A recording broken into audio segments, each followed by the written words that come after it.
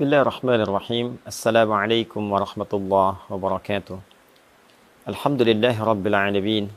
Alladhi razaqana bini'mati Ramadanil mubarak. Fanahmaduhu hamdan kamila wa nashkuruhu syukran tamma ala hadhihi an-ni'matil kabira. Wassalatu wassalamu ala rasulillahi sayyidina Muhammadin alladhi ruziqna biqaunina ummatan lahu fasalawatullahi alaihi wa salamuhu tam alladhi dallana ala khairil amali fi hadha asy-syahril mubarak. Allahumma salli wa sallim barik ala hadzal habibil karim wa ala alihi wa sahbihi ajma'in wa ba'd. Saudara-saudariku dimanapun Anda berada, alhamdulillah kita sangat bersyukur pada Allah Subhanahu wa taala. Tahun ini kita kembali diberikan kesempatan untuk mendapati, menemui, dan memaksimalkan potensi kita untuk beribadah di bulan Ramadan yang penuh dengan berkah, penuh dengan limpahan kasih sayang Allah Subhanahu wa taala, yang tidak semua hamba-hamba Allah mendapati kesempatan yang sangat berharga, istimewa, dan membahagiakan ini. Untuk itu, penting kiranya kita mengetahui beragam keistimewaan dimaksud, sehingga dengan itu memberikan motivasi yang besar dan mendalam kepada kita untuk menyusun strategi, menyiapkan kurikulum amal, sekaligus memotivasi diri kita untuk senantiasa bersemangat dalam menjalankan semua kurikulum amalan yang telah kita dapati itu. Teman-teman, dimanapun Anda berada, di antara keistimewaan Ramadan yang tidak bisa ditandingi, sulit didapati di waktu-waktu lainnya adalah berlimpahnya anugerah Allah Subhanahu wa taala, yang diantara sekian banyak anugerah itu adalah ampunan Allah yang ditebarkan kepada seluruh hamba-hambanya tanpa kecuali dan mencakup semua jenis dan ragam dosa yang pernah dilakukan oleh seorang hamba. Terkait dengan ini, Nabi Shallallahu Alaihi Wasallam memberikan kabar gembira sekaligus penguatan akan hal dimaksud, dan didokumentasikan penguatan ini oleh Al-Imam Al-Bukhari juga Al-Imam Muslim, khususnya dalam kedua kitab sahih mereka. Di Al-Bukhari misalnya nomor hadis ke-38, pun demikian Imam Muslim menyantumkan dengan redaksi yang serupa di nomor hadis 760. Keduanya mengambil riwayat dari sahabat Abu Hurairah Abdurrahman bin Sakhr radhiyallahu taala anhu dari Nabi sallallahu alaihi wasallam, beliau bersabda, "Man shama Ramadana imanan wa ihtisaba, ghufira lahu ma taqaddama min dhanbi." Man, siapapun, mencakup laki-laki, perempuan, besar, kecil, tua, muda, apapun profesinya. Dan ini sifatnya secara personal. Ketika disebutkan man, artinya menunjuk secara personal. Dan dia memiliki juga keumuman makna. Artinya, berlaku secara personal, namun dibuka umum bagi siapapun. Baik laki-laki, perempuan, dengan segala sifat yang telah tadi kami sebutkan. Artinya peluang ini seakan-akan Nabi memberikan beritanya secara personal kepada kita. Wahai Adi Hidayat, wahai fulan, wahai fulana. Man shama Ramadana. Siapapun di antara Anda yang mampu menunaikan puasa Ramadan. Perhatikan kalimatnya. Kata puasa dimaksud sama diikat dengan waktu Ramadan. Jadi tidak ditemukan di waktu-waktu yang lain. Tidak di puasa Rajab misalnya, tidak di puasa Sya'ban misalnya, tidak di bulan hurum-hurum yang lain, tidak di puasa Arafah, tidak di puasa Asyura dan yang lainnya, tidak di Ayyamul Bid, tidak di hari Senin dan Kamis. Ini hanya khusus mencakup di bulan Ramadan. Man shama Ramadana, siapapun yang mampu menunaikan puasa Ramadan. Dan kita ketahui Ramadan itu jumlahnya selama sebulan.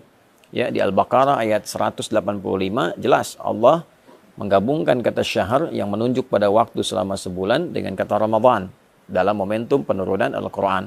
Syahrul Ramadan alladzi unzila fihi Al-Quran. Di bulan Ramadan itu yang diturunkan Al-Quran di dalamnya, itulah kemudian waktu yang menjadikan kita wajib menunaikan puasa selama sebulan penuh. Artinya dalam konteks menunaikan puasa ini, di bulan Ramadan ini, waktunya terbentang selama sebulan. Siapapun yang mampu menunaikan puasa Ramadan, dari hari pertama, hari kedua, sampai yang terakhir selama sebulan. Dengan catatan imanan wahtisaba. Imanan ia kerjakan karena imannya, karena keikhlasannya pada Allah Subhanahu wa taala, keyakinannya untuk menyembah, mengagungkan dan menaati perintah Allah Subhanahu wa taala. Karena kalimat iman itu sandingannya adalah amal saleh. Jadi begitu disebutkan iman, pembuktiannya amal saleh. Misal Quran surah 103, wal 'asr innal insana lafi khusr illa alladziina amanu wa 'amilus shalihat. Jadi untuk menunjukkan seseorang beriman itu, maka pembuktiannya lewat amal saleh. Ya, pengertian terbaliknya, mafhum mukhalafahnya, ketika seseorang menunaikan amal dan disebut dengan saleh, maka tujuan utamanya adalah untuk membuktikan keimanannya. Kepada siapa? Kepada Allah. Jadi bukti iman itu adalah taat. Taat itu wujudnya adalah amal saleh, perbuatan kita yang ditujukan karena Allah Subhanahu wa taala. Karena itulah ketika satu kata yang menunjuk pada ibadah kemudian disandingkan dengan kata iman, ingin memberikan kesan bahwa syarat penunaian ibadah itu dianggap benar, dianggap baik jika memang ditujukan untuk kepentingan imannya. Dalam arti dilakukan karena Allah Subhanahu wa taala. Karena kalimat iman pertama dalam Al-Qur'an dan disifati dengan kata ghaib, wujudnya adalah penyembahan dalam bentuk salat. Al-Baqarah ayat ketiga, alladzina yu'minuna bil ghaibi wa yuqimunas shalah.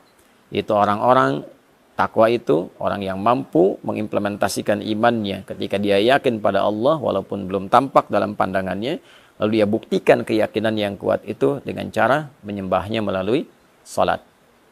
Maka dari itu ketika puasa diikat dengan kata iman, ini ingin memberikan kesan batasan bahwa orang-orang yang akan mendapatkan jaminan keistimewaan di bulan Ramadan ini adalah syarat pertamanya, dia menunaikan puasanya hanya karena Allah, untuk membuktikan keimanannya kepada Allah. Itulah sebabnya pembuka kewajiban puasa, ayatnya diawali dengan kata panggilan iman. Ya ayyuhalladzina amanu. Al-Baqarah ayat 183. Hai semua orang yang telah menyatakan beriman. Kutiba alaikumusiyam. Dengan imanmu itu diwajibkan engkau mengimplementasikannya dengan cara menunaikan ibadah puasa di bulan Ramadan. Karena itulah kemudian penunaian puasa ini bukan hanya dikerjakan karena orang lain berpuasa. Bukan hanya dikerjakan untuk membuat sebuah status di lingkungan kehidupan sosial. Bukan hanya dikerjakan motivasinya untuk mendapatkan bukaan.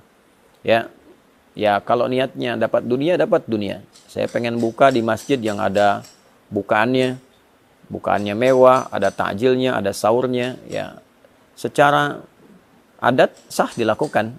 Tapi secara timbangan fikih, dia hanya akan mendapatkan bagian bukaannya saja. Dia dapat makan, dia dapat minuman, tapi potensi keistimewaan yang mungkin dia bisa dapatkan sangat tipis kemudian untuk bisa dia raih. Syarat pertama. Yang kedua, wahtisaba. Ada iringan evaluasi diri. Ada muhasabah di dalamnya. Ada harapan mendapatkan pahala dari Allah Subhanahu wa ta'ala. Jadi yang dia harapkan ridha Allah. Yang dia harapkan adalah Allah senang dengan puasanya. Lalu dia iringi dengan evaluasi diri dalam setiap puasa. Apa yang menjadikan selama ini belum kenal Allah? Kenapa selama ini imannya tidak terasa kuat? Kenapa selama ini ketika Allah panggil, rasa-rasanya telat untuk merespon? Dia evaluasi dari ujung kepala sampai dengan ujung kakinya. Maka ketika seorang menunaikan puasa dan dia kerjakan karena Allah, dia tinggalkan makannya lillah karena Allah. Bukan karena sekedar hanya ikut orang tren puasa. Dia tinggalkan minumnya karena Allah. Dia tinggalkan hubungan syahwatnya sementara waktu karena Allah. Dan dia jaga hukum-hukum Allah, dia evaluasi dirinya. Ya, maka apa yang Allah berikan kepadanya? Ghufira lahu ma taqaddama min dzambi. Sepanjang dalam puasanya, dia mencoba evaluasi diri, dosa pikirannya, dosa telinganya, dari mulai mendengar yang salah, dosa lisannya bertutur yang keliru, dosa pandangannya melihat yang tidak benar, sampai ujung kakinya, itu berpotensi saat ia berbuka, diampunilah dosanya oleh Allah Subhanahu wa ta'ala. Dari mulai dia niatkan puasa, dia jalani sampai berbuka, benar dia lakukan itu, ghufira lahu ma taqaddama min dzambi. Ada peluang diampuni semua dosa-dosa yang pernah ia kerjakan. Itulah yang menyebabkan orang puasa itu ketika akan berbuka, dia merasakan kebahagiaan yang sangat luar biasa. Bukan sekedar karena dia telah selesai menuntaskan tugasnya dan dia akan berbuka. Begitu mendengar azan, ada satu gejolak dalam dirinya, aura yang berbeda dari biasanya. mendorong ia untuk berbahagia karena sekarang waktunya berbuka. Karena itu dalam hadis dikatakan farhatani lis-shaimi farhatani, bagi orang puasa ada dua kebahagiaan, ya. Farhatun 'inda yuftir, indama yuftir, satu kebahagiaan atau kama qala Rasulullah SAW, diraihnya ketika ia sedang berbuka, ya. Dan yang kedua, farhatun adalah satu kebahagiaan indama yalqa rabbahu bisyamihi, ketika ia kembali kepada Rabbnya dengan pahala puasa yang ditampilkan kepadanya. Maka saat ia berbuka ia gembira, bukan karena sekedar puasa telah selesai, tugas telah dilakukan, tapi dia bahagia pula karena pada saat itulah Allah berpeluang mengampuni semua dosa-dosa yang pernah ia kerjakan. Saat ia kembali kepada Allah, dia kembali dalam keadaan bersih, pahala telah dia dapatkan dari bacaan Quran, dari sholat, dari kajian-kajian, dari tilawah dan sebagainya, sehingga dia gembira. Dan disambutlah ia saat kembali itu dengan diperintahkan untuk memasuki pintu khusus dengan pahala puasanya, yaitu pintu Ar-Rayyan. Allah Subhanahu wa taala menyampaikan kepada Nabi untuk memberikan kabar gembira. Inna fil jannati baban yuqalu Rayyan. Di surga itu ada satu pintu yang disebut dengan Ar-Rayyan. La yadkhuluhu illa shaimun. Tidak akan dimasuki oleh hamba manapun kecuali ahli puasa.